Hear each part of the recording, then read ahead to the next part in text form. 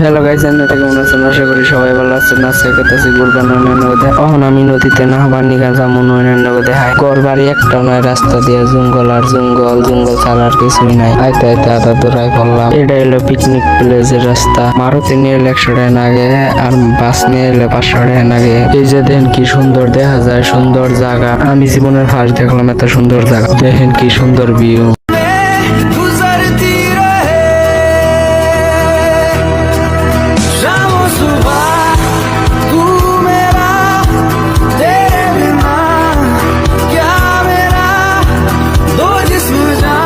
মেলা মাইসে নদীতে নাহাবার নিগাইছিল গেতাছে গা আয়া নয়া কামাল বাইন নগে দেখা হয়ে গেল।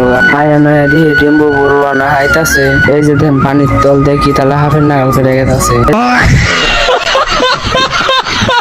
দেখেন কি সুন্দর পানি, না একজন একবারে ফিল্টার করা পানি। আসামের কন্টেন্ট ক্রিয়েটার ডিম্বু বড়ুয়া।